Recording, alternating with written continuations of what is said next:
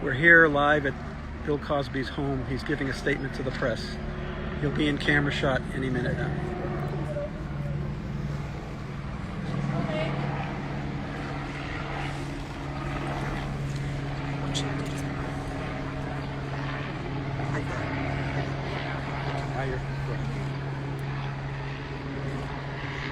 He's walking slowly up the driveway.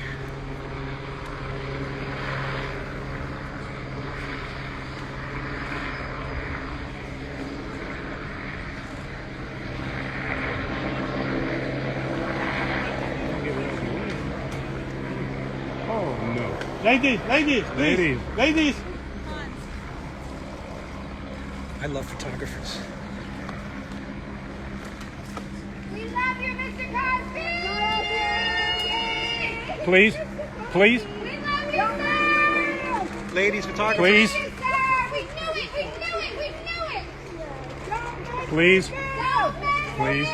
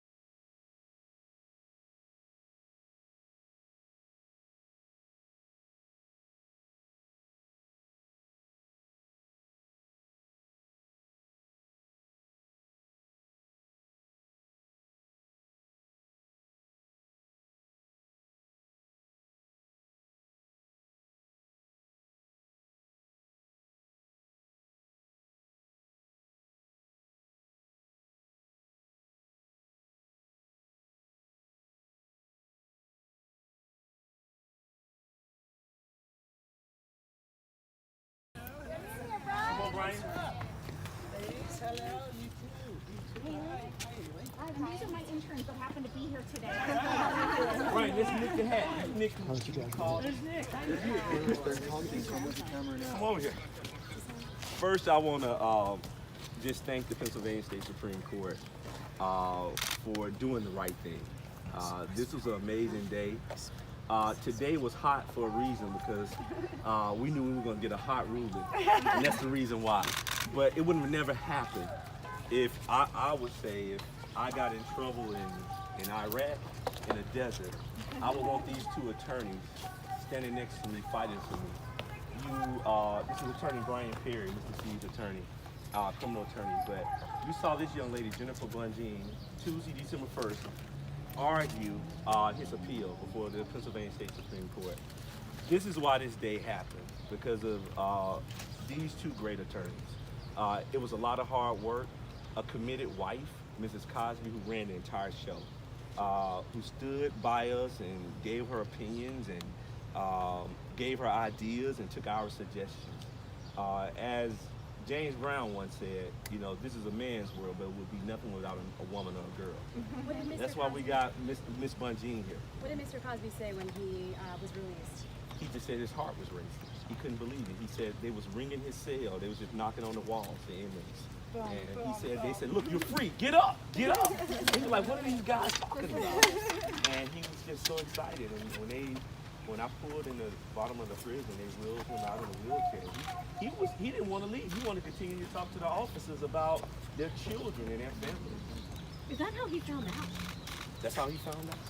I found out, I got a call from Nick last week on Thursday, and he said, look, they're going to release Mr. Cosby next week. You need to fly in from Alabama. So I flew in yesterday morning. And I was in an Uber because Kevin Steele, just to show you how egregious this guy is, he put a $2,010 fine on Mr. Cosby for not cutting his yard. I was on my way to pay the fine in an Uber, and Nick called me and said they vacated the conviction. I called Brian Perry, and the rest is history. And I hijacked the housekeeper's car and got on the road and picked the Godfather up. So what happens now? What is he going to do now? I'll let Ms. Bongina. Well, in terms of a legal case, it's over. As far as we understand it, the High Court vacated the conviction, discharged him, and thankfully they saw it the way that we saw it, which we always believed fully that he never should have been prosecuted because there was an agreement made. He relied on that agreement, and you can't have a system where prosecutors don't hold up to their words. You can't have a criminal justice system where prosecutors pull out the rug from underneath you because of politics, and that's what happened in this case. So we are pleased that he's home. He has to get adjusted. I gotta say, and Brian can back me up on this, they say, and I have many clients, they say the time either does you or you do the time. Mr. Cosby was doing that time. The time was not doing him. He flourished in prison in the sense that he was a mentor and to other inmates. He kept a positive outlook. He stood by his principles, and he really was impressive, really impressive. And I just talked to him last week, and he was in it for the long haul. As you already know, he had an opportunity to participate in the parole process and chose not to because he wasn't going to admit to being something he was not. And so I think that's a lot to say for an 80-something-year-old man who has no sight, essentially. So. And Brian, I would like to talk about how he was when he went up to his bedroom. Well, he's napping now. We said, though, I've been involved in this case for 2 years. We said from day one, we just didn't think he was treated fairly, and that the system has to be fair.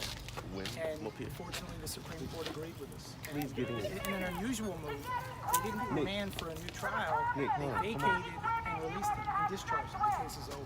So he has no conviction. Megan's law will go away, and he has to move forward with his life. Is he going to stay here and shut? He's napping. My man. Raise a media, baby. He's happy. His wife is happy.